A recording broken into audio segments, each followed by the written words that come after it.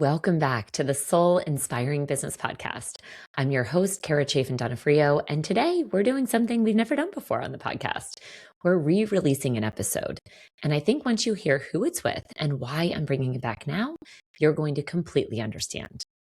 You may have noticed a familiar face and a brand new chair at the top of this year. In January 2026, Tony Dokoupil was named anchor of the CBS Evening News, one of the most iconic seats in the history of American journalism. Walter Cronkite sat there, Dan Rather, Katie Couric, and now Tony Dokoupil. And here's what makes this personal. Tony and I went to middle school and high school together in Severna Park, Maryland. And when I had him on the podcast, I thought I knew him. We grew up in the same town, ran in the same world, but I did not know his story, not even close. I didn't know that his father was a major drug trafficker, arrested by federal marshals for moving 17 tons of marijuana. I didn't know that his family fled Florida under cover of darkness and ended up in Maryland, which is the only reason Tony and I ever walked the halls of Severna Park High School together. I didn't know that in our little world, his nickname was Poor Boy, while he was spending his weekends in a canary yellow flatbed trash truck with his stepfather's hauling business. And I definitely didn't know that this polished, confident journalist you see on your screen every evening still, to this day, identifies as shy. What Tony shares in this conversation genuinely surprised me, and I think it's going to surprise you too. How baseball became his lifeline. How a friend showing him a magazine article changed the entire direction of his life. How he ended up at Newsweek on national television and eventually in that anchor chair, not because he dreamed it, but because he kept saying yes to the next thing. This episode hit me when I recorded it, and when January 2026 came and I watched Tony step into this new role at CBS, I knew we had to bring this episode back. So here it is, exactly as we recorded it, same conversation, but I promise you it lands differently now. Sit back, get cozy, and enjoy this conversation with Tony. You're going to love it. Welcome to the Soul Inspiring Business Podcast, the space where ambition, alignment, and a whole lot of soul come together to elevate the way you show up in the world. This is your space to activate what already lives within you, think bigger, and lead from your most expansive self. Because you're not just here to do the work, you're here to make a difference. Let's lift into what's next and love being on purpose. This show is a special treat today because we have a special guest, a celebrity appearance with Tony Dokoupil. Welcome, Tony. I'm really excited to have you here. Well, thank you very much. If I count as a celebrity in your world, let me tell you about something called cable and Netflix. There's a lot of movies out maybe you haven't seen, so I don't think I'm a celebrity. Well, you are in my book, and I think that I appreciate it, Kara. We were talking just before starting to record, and for our listeners, Tony and I went to middle school and high school together, so we go way back to our Severna Park days. Go Falcons! You go Falcons! I hear they knocked down the old school. I haven't been back. Have you seen the new Severna Park High School? Actually, I just for the first time since high school went back to Rock and Roll Revival. Wow. The big show. Yeah. So I went back with a few high school friends and we saw the show, and it was actually very cool to see it. And I saw, when I was back in there, Rock and Roll Revival in the day. So anyway, it was the first time I'd been back. It was very cool to see, but very weird at the same time.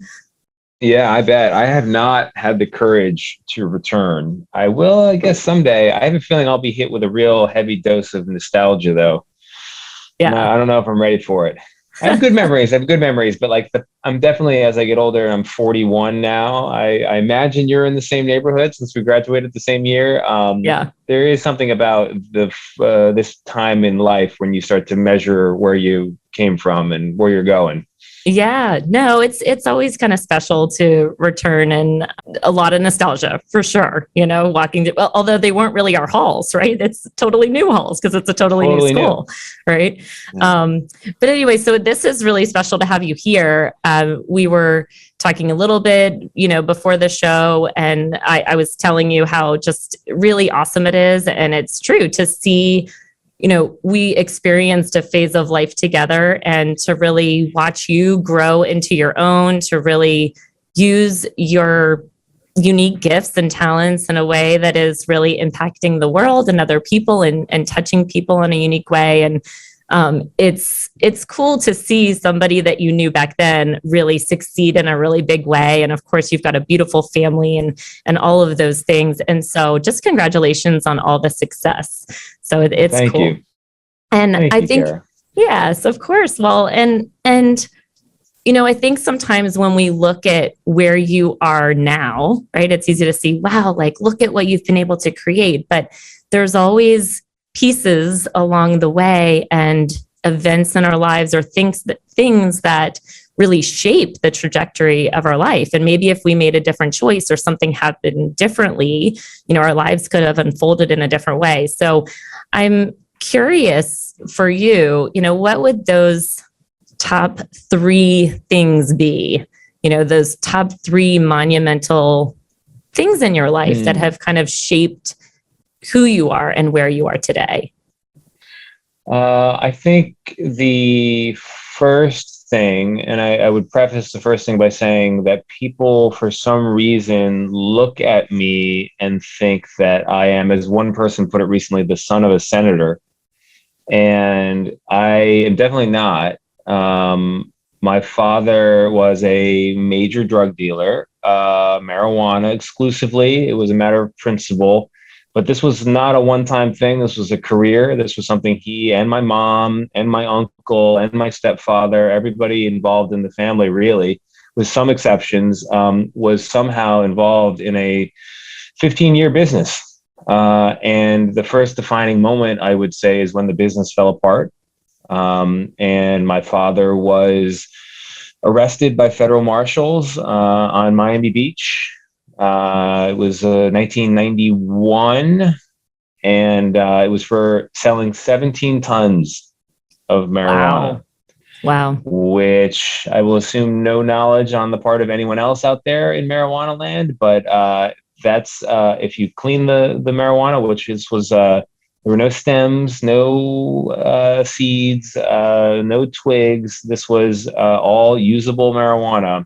1 gram per joint. You figure there was enough joints at the time, enough marijuana to roll a joint for everybody of college age in America.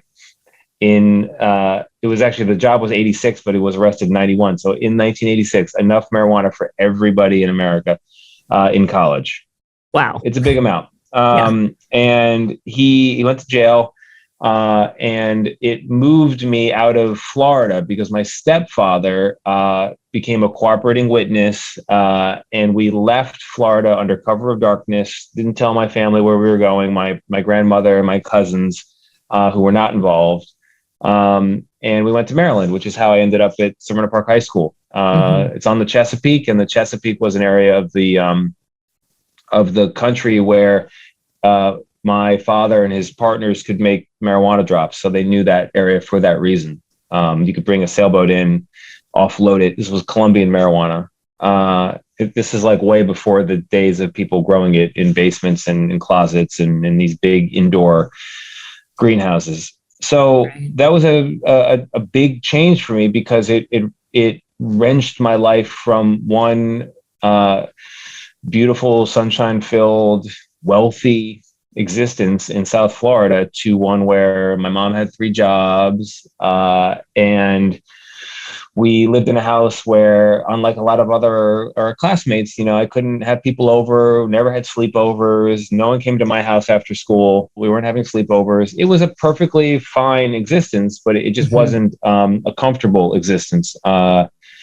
And I don't know if you remember this, but in our little world of Severna Park, my nickname in high school was Poor Boy. That was what like Scott and Jared and John King. No way. Yeah. I did not know Chris that Lohman, actually. Chris Lohman. Yeah, that was like because compared to them, compared to the standards of that world. Sure. So that gave me a kind of double vision that's been useful for my whole life. I would say the second defining moment was... And just real fast, sorry. It's so interesting too, because obviously we knew each other in growing up, but I never knew that. I mean, did you ever talk about that with anybody at the time? I'm just curious because I never knew that until I actually saw your book that you wrote about that experience? So I knew that we had a suspicious departure from Florida, but I didn't know the extent to which my parents were in the drug trade. And I didn't really discover that until I became a journalist. You could call this another defining moment, but I became a journalist and I decided to do a records lookup in the National Archives, which anyone can do. We're all taxpayers. It's a public resource. But the National Archives only keep what they consider to be the most important 2% of paperwork produced by the federal government. And my father's drug case was considered among those important papers. So they had a record of his federal indictment, all the evidence against his partners. And when I got the indictment from the official who was nice enough to look it up, I was like, just my whole world inverted again, because I thought my father had dabbled in that kind of business, but that he had a regular job. He didn't. This was the whole trade. Wow. Yeah. All I knew is that the reality was when we got to Maryland, suddenly I wasn't going to private school. Suddenly we didn't have a Mercedes. Suddenly we didn't have a boat. Suddenly we didn't go on fancy vacations. We weren't in nice restaurants. I didn't have a bunch of toys under the tree in Christmas. And we were in a very modest home. And my stepfather had to go back to his roots. We had he bought a yellow flatbed pickup truck, and it was called Paul's Hauling, and I was like a guy picking it. It was literally a trash truck. We would go to job sites and we would pick up construction trash. Wow. And so that's where kind of the nickname came from. And it was like it was a mortifying thing to do on the weekend, where other people were driving around in their parents' Ford Explorer, and I was in the cab of a canary yellow, very old flatbed truck with these slatted sides and filled with construction trash. But I'd say the second defining moment would be when I realized that I wasn't just good at baseball, I was really good. It gave my life kind of shape, baseball did, and it gave me something that was it was an advantage. It was if I'd been disadvantaged in other ways, my parents had made these choices. I don't think anyone would call them great choices on my dad's side for kids. So if you're disadvantaged in that way, it was a great advantage to discover that you have some talent in something. And so I became really committed to developing it. And because I felt this sense of loss from having a lot to not having a lot. I really worked hard, and I was able to get a scholarship. So that would be a second defining moment. Absolutely. Getting a college baseball scholarship. And then I think at GW, right? I mean, at GW. Yeah. So, I mean, incredible. One of the most expensive schools in the country. Yeah. Right. Yeah. Super So from expensive. poor boy to scholarship kid at the rich college. Yeah. Right. Exactly. It was a big change. And then I think parenthood would be another defining moment. I have 4 children. I had 2 kids in my 20s with my first wife, and becoming a father is another kind of added vision one has. It forever it puts you in touch with not just your immediate future, but the sense of the future beyond. You're now interested not only in yourself but in generations, and it also gives you a new imaginative capacity to think about the past and who your parents were and what they were trying to do and what their parents were trying to do and why they were the way they were. Plus it teaches you about love. You don't know what love is really until you have kids. It's true, there is something to that. You can have a rich and fulfilling life without having children, but once you do have them, it is a Rubicon. You cross something, you experience something. Yeah. And I think those 3 moments have contributed to me having this life that I could not have imagined, but now it makes perfect sense as a journalist, where you get to experience a big range of other people's experiences and then try to translate them in a way that connects one person to another, or one person hopefully to a lot of people. Right. Well, and it's interesting too that your family and that experience of going from these 2 extremes probably also helps you, as you mentioned, develop so much more empathy for others and in being able to connect and dive into their stories, you know, in a more meaningful way, I guess, because you've lived these like different lives and I've done reporting in every country or every state in the country.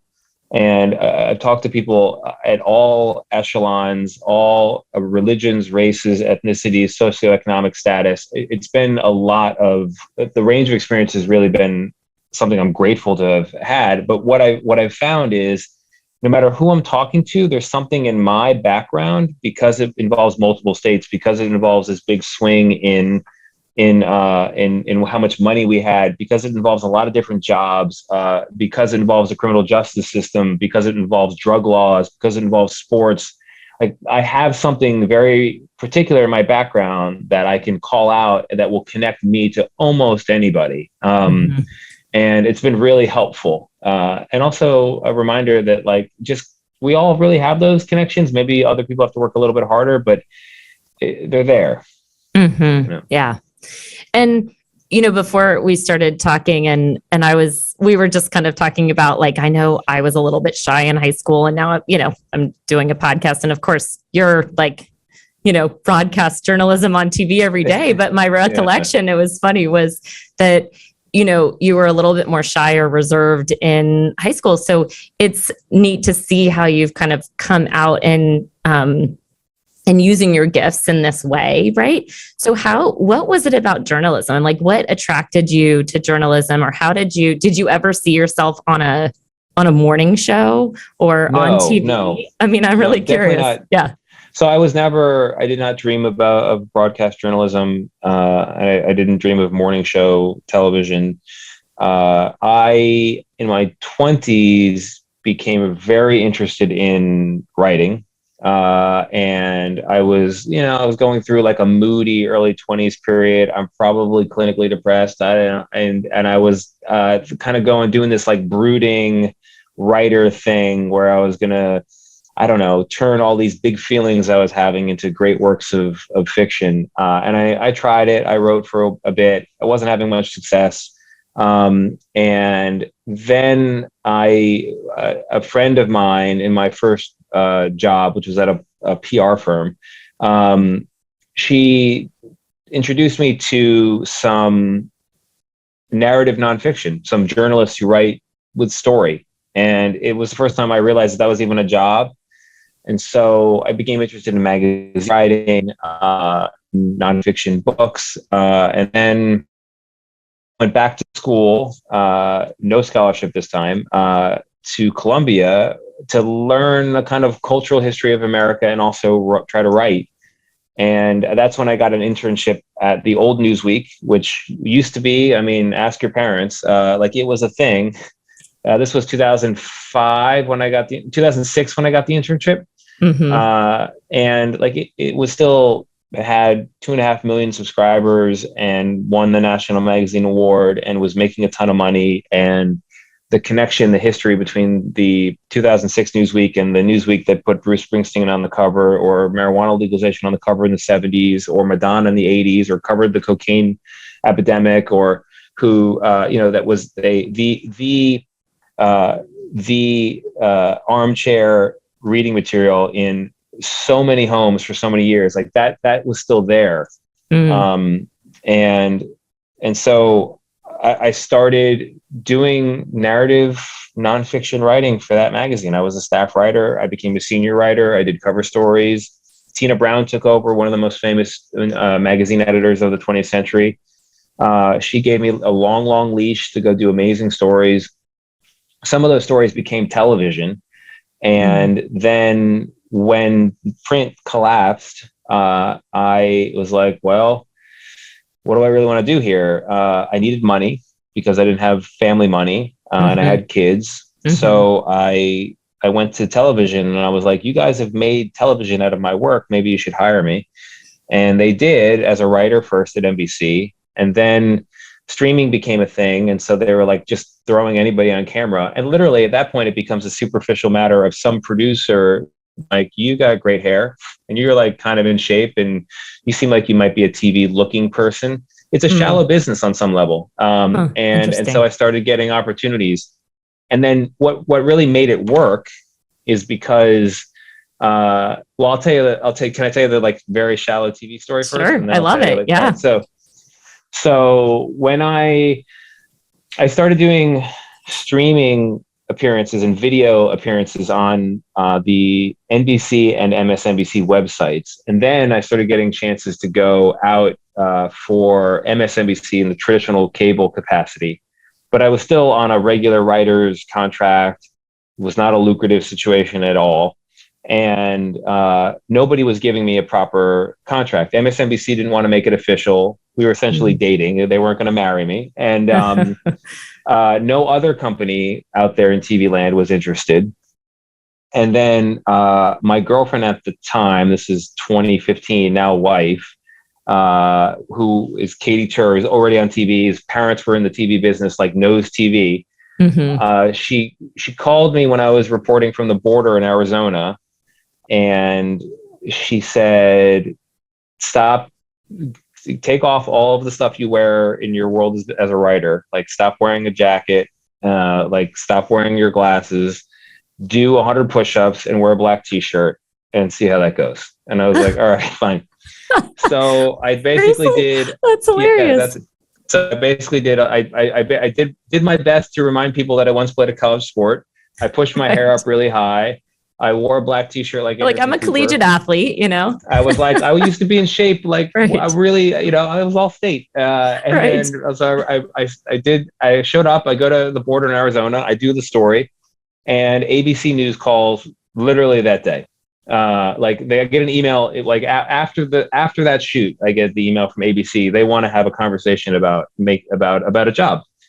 And then, which maybe, look, in defense of ABC News, like maybe they loved the reporting, maybe they'd been following me for a while, maybe it had nothing to do. Yeah. Who knows? Yeah. Who knows?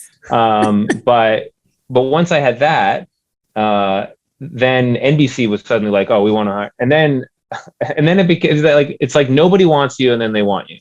But the reason that I was able to actually do something once I got an opportunity, for the most superficial reasons you can think of, is because I had the actual journalism background to report really well, write really well, figure out what a story is, make people comfortable, translate complicated information, like all the qualities that are the bedrock of journalism.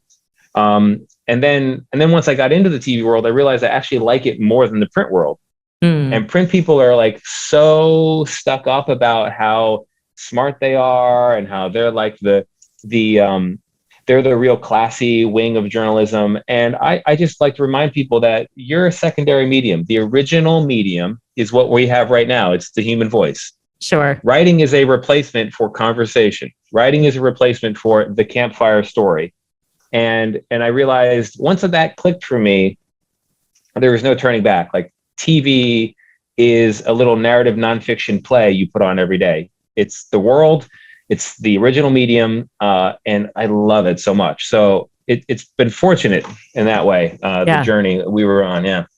Well, and it's cool that, again, as you mentioned, sometimes you don't know why you were pulled or put in different situations until you're in where you are now. And now you can see the bigger lesson. You're like, oh, wait, yeah, like that's why I was doing this writing, because it helped prepare me in a better way to now be doing what I am now. So I love the trajectory, I remain shy. I identify as a shy person, whether or not I appear to be one on TV or not. Like, I'm not naturally not someone who dreamed of this position. It's a position that it turns out I love, but I didn't expect to love. And that the appearing on TV part is like the thing I have to overcome in order to do the part I like, which is meeting all these people, going to all these places.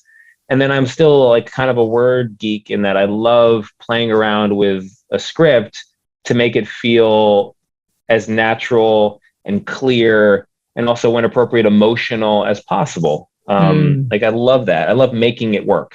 It's like the storytelling part of you that comes out in that way. Yeah. Love that. Yeah.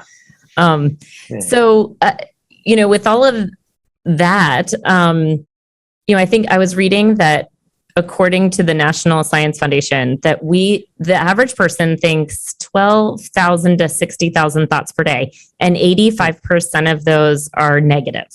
95% are repetitive. But it's fascinating that like the stories we tell ourselves on a daily basis in our mind, right, is almost, we're just wired almost for negativity, right? So what are any negative thoughts that you've had to overcome to be where you are today? Well, I mean, I will say I'm not surprised by that statistic because, we did definitely evolve to be warriors. The people who were not warriors did not make it off of wherever in pre-civilized times, right. A long time ago, when we're all around campfires and living in caves, like the person who was carefree did not survive, right? So like we are descended from warriors, and we will always be warriors. And I think negative thoughts are a survival mechanism. They're a watch out now, look out, be careful.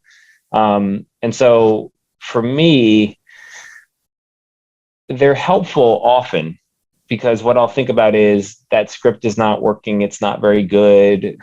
That appearance where you were trying to make a point about X, Y, or Z, it didn't land, it didn't work.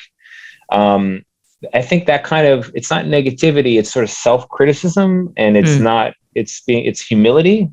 It's realizing that maybe it's not as good, because you have to remember that like the TV business, because it's a vulnerable business. You're out there. It's not only your work, but it's you. It's literally you out there. Mm-hmm. I think people are vulnerable. And so there's a lot of like, good job, great job, wonderful job today. You did great. That was wonderful. We loved it. Everyone will tell you that. There's a reason why, but you have to remember that, was it really that good? I don't know. You're in danger of everyone telling you great job until the day you're fired for actually not doing a great job. So there's a part of me that is always ruminating on how it went, how it's going, and how it can be better. And it's a critical thought, but not a negative thought, which I think is an important distinction. Mm-hmm. The negative thoughts that I think are unhelpful are they're thoughts about, I think they're the thoughts we all have about like feeling like a fraud, feeling like, you're undeserving, feeling like you're going to be found out, feeling like you don't fit the mold. And I try to clear those out. But like as the week goes on and you have less sleep, it's amazing how sleep is tied to just fitness in all ways, like mental fitness, physical fitness. Like there's something about being fatigued that makes it harder to block out sort of these undermining self-thoughts. I think I have the classic case of imposter syndrome that a lot of people have. And I think it's interesting to hear you say that. And I think that refreshing at the same time, because we all kind of go through this, right? And it's about how do we, especially with social media and like see in comparison and like, am I as good as this? Or am I, there's just this, like all around our whole society. So it's like learning how to just transcend those and realize that like, it's what makes us human, but it doesn't define us, So yeah. And your self-thoughts can be very wrong, right? Like every thought is not a good thought. Right. Yeah. Well, and lastly, this show, we talk a lot about just the energy. I think energy is creation. And so it's the energy that we put into our work, into our business, into our families that can create the vision for our life. And so I'm curious, what is in your heart, in terms of what you've done a lot of things. And again, as we've talked about, it's really cool to see you on the morning show every day. And I believe you have a new, is it called Uplift? Right? Your new series? Is that right? Well, we do. Yeah. So we have a every day now, in the beginning of the 8 o'clock hour, we have a little Uplift segment, which is like the Uplift brand. And usually my colleague Vlad does that one, but then I do a whole 30-minute like collection of the Uplift moments for our streaming service, just CBS News streaming. Yeah. And that just started, right? In February, I believe. Is that right? Yeah, okay. Because I saw that. And that's so cool because, again, like the intention of this podcast is really to help inspire people and to, help them see themselves maybe in a different light and see their lives in a different light, that, we all have gifts and talents and abilities. And it's just about discovering what those are and then being able to create something with those in the world and create big impact. Right. So I love that, you're doing that series and putting, sometimes the media gets a rap for, creating a lot of negativity. So, having a positive spin and being able to really lift people up, I think is so powerful, even, especially now. But going back, just to see, what's your next big vision? What do you see for your family, your career, and what's in your heart about what you want to create? Oh, man, I'm not sure because, the job that I'm in is a dream job. It is a job I could do forever. And most people in the TV business, the reality is they don't get to decide when they leave. Someone else decides when they leave. Mm-hmm. So I'm going to keep doing this job for as long as they'll let me. And after that, I still have that original love of writing, not just writing for TV, not just writing for my voice or for, not just writing for my voice, but there is something, there's a reason why, how to put it, I've written a memoir. It was okay. I would change a lot of things. But I love the idea that it's in the Library of Congress. It has a number. It exists. As long as we're around as a country with a government, we'll have a Library of Congress and that book will be in there. And very it's a cool. Nice feeling to feel like you've contributed to the creation of this ongoing endeavor here on planet Earth. I used to love that about the old Newsweek. You'd have a weekly edition, you'd write articles, you'd edit articles, and then they would go into these giant databases. And I used to try to think about the future historian long after we're all gone, who's trying to remember, like, what was it like I'm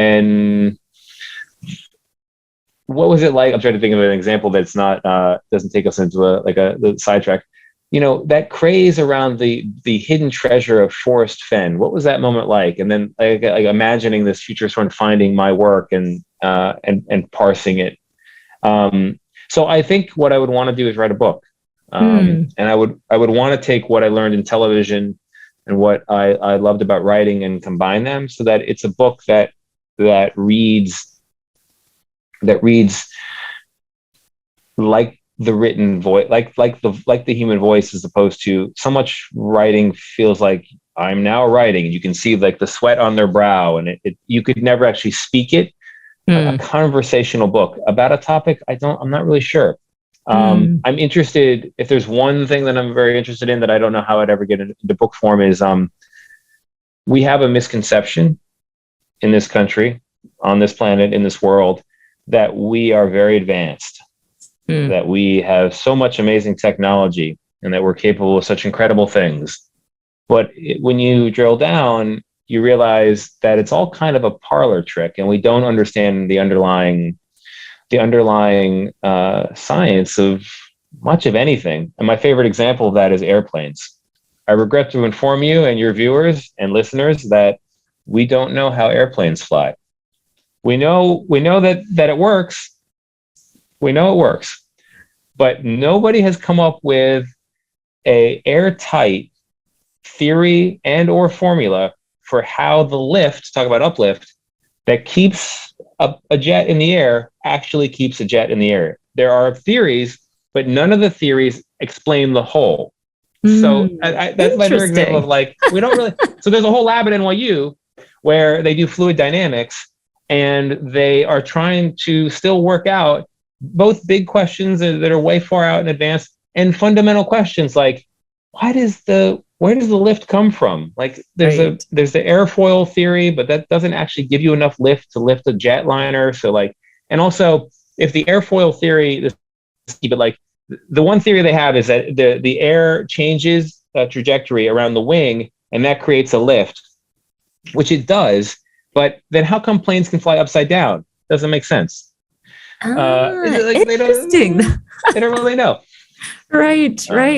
That, it is interesting. And I think the other thing that I think sometimes, because I have a lot of friends that are doctors, and sometimes like they'll like, and I think in our world, not to go too off topic, but like, we think, gosh, they know everything because they know the human body, right? But like a lot of times they'll be like, well, I think it's this. Like I'm guessing, I think, right? Sleep, like everything's sleep is just another great one.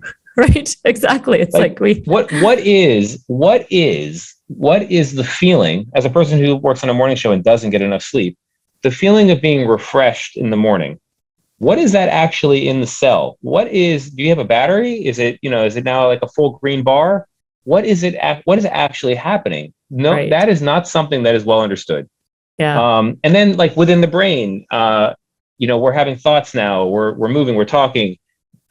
How a neuron speaks or communicates with another neuron to make your thoughts into movements, no one has any idea. So like and then the other thing is like you have to remember that like the airwaves out there that we are now using to communicate now, it was not discovered. It was like 150 years ago.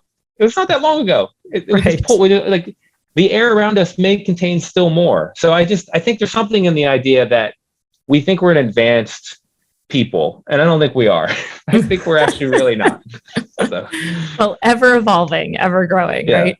Right? And last question for you. And I don't know. I mean, I know that you are up very early in the morning, so you may not have something like this, but I'm curious, like, what do you do for inspiration, for your own inspiration? Like if you needed to get really creative about something, do you have a process that you use, or? I go to a thing, I go to an exercise class called F45, which is like, it's cross training. It's one of these, you go to the gym and there's a big video screen and there's like 15 people and everyone just follows the exercises on the screen.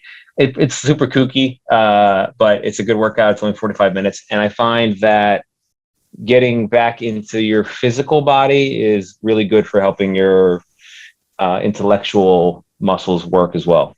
Mm-hmm. Yeah, no, that's good. Do you bring a book or a journal or anything, like, so you can write down things afterwards, or do you put it in your phone? No, I don't. But I mean, I will type something out on notes mode on my phone if it occurs to me, but I don't. I think a trick that I've learned is that to when you're ruminating on something and the thoughts start coming, don't break the spell by starting to write it all down. Like, you got to just be with it for a little while. So that's why 45 minutes is a good amount of time. So if I start having ideas at like 15 minutes, I just keep going through the workout and see where I am at the end. Ah, cool. So, love that. Yeah. Well, thank you so much. This has been a really fun conversation, and I really so appreciate your time. And as I said before, it's just really fun to see you again and, connect as well. Yeah. Good luck with the move. Oh, thank you. Yes, we are. Yeah. And the build. And so, we may have to move 2 more times before our house is ready, but we'll see. So it's, a little crazy, but again, so nice to connect with you. And, for any of our listeners that want to connect with you deeper or see more, like, obviously they can tune in every morning at CBS to see you. What are some other ways that people can follow you and your work? I mean, you can follow me on social media. I don't tweet a whole lot. I think there's enough tweeting going on. But, I have an open direct message on Twitter. You can send me notes that way. You can do the same on Instagram. I'm more active on Instagram, but it's still kind of infrequent. I call me old fashioned, but I always feel like I already work for a media company. I don't want to work for Instagram and Twitter also. So I just, but I do read the messages. If people write stuff in there, I do read the messages. Oh, so that's cool. You made the grave error of calling me a celebrity earlier today. You're definitely not a celebrity if you're still reading your DMs on Twitter. Oh, I don't know. I think Harry Styles is not, Harry Styles is not reading his DMs on Instagram. Well, it is super sweet to see you and your wife Katie and like the cute things that you share with each other on Instagram and follow you that way. So, I mean, it's just, again, a real treat to see you and shining in so many ways. And the story continues to unfold. So congratulations. It's been a great pleasure. I really appreciate you having me on and great questions. And, it's Friday, so your listeners should know that I'm extra kooky on Fridays because it's a cumulative lack of sleep. Awesome. Thank you for spending part of your day with me. If this episode moved you, inspired you, or sparked something new, take 10 seconds to rate, review, or share it with someone who would love it too. It's one of the best ways to help this message reach more people who are ready for their next activation. You can connect with me on Instagram at Chaffin Donofrio, and don't forget to grab your free copy of the Next Level You Affirmation Guide at freegiftfromkara.com. It's a powerful tool to help you shift your energy, elevate your mindset, and step into the highest expression of who you're becoming. So until next time, let's lift into what's next and love being on purpose.